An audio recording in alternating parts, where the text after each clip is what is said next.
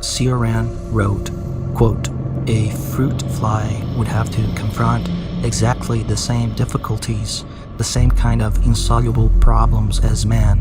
Better to be an animal than a man, an insect than an animal, a plant than an insect, and so on. Salvation, whatever diminishes the kingdom of consciousness and compromises its supremacy." Unquote. The human being is deluded, that is, it's differential. In nature, from which man has been separated for a long time now, animals live and die with little awareness of the terrible condition they are subjected to.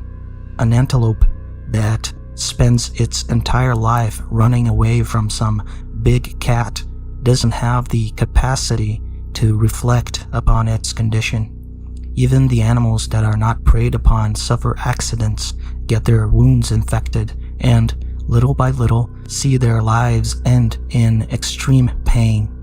Be it by disease, accident, or to serve as food for others, animals leave this world to the nothing they came from without the same sense of awareness we have.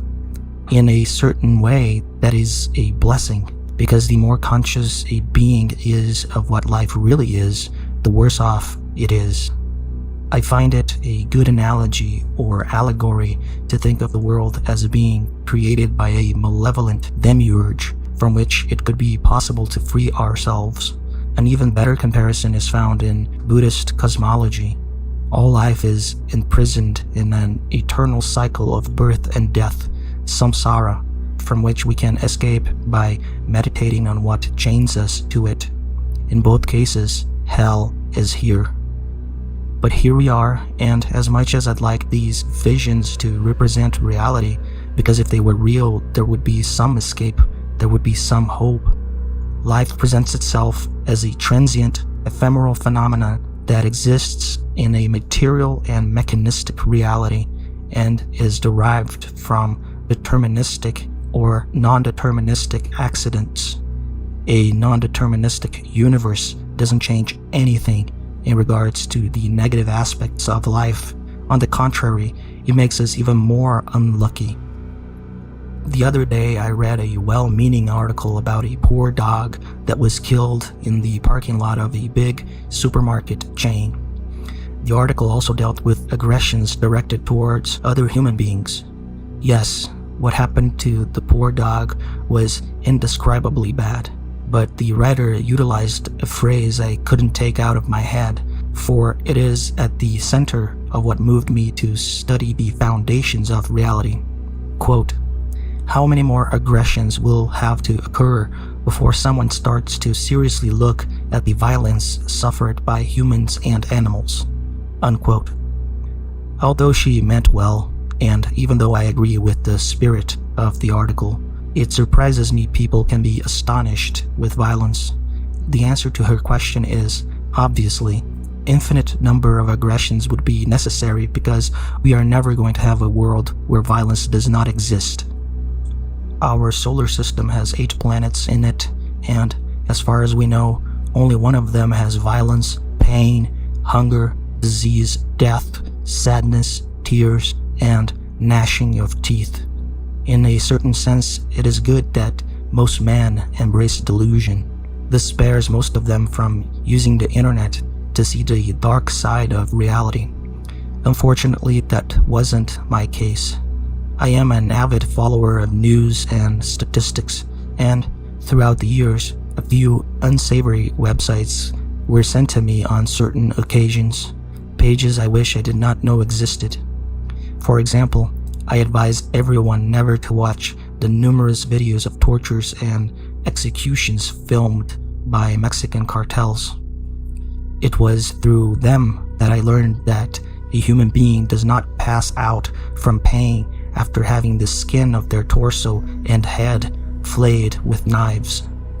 It would be best if we didn't have computers and lived in the countryside without electricity, because no one should see this kind of thing, not even by accident. Written news and dry statistics are already brutal enough for anyone with a minimum amount of intellect. It could be argued that statistics and news that display violence in the world prove that we should fight for a less violent, more harmonic world. Sure, I agree, but it's a constant, never-ending struggle. There won't be a point in the future of humanity in which we'll have a perfect society without any violence, no matter how hard we work. It is a fairy tale for adults that many believe, unfortunately. But as I've written before, men need illusions in order to get out of bed and live life, be it God or universal brotherhood.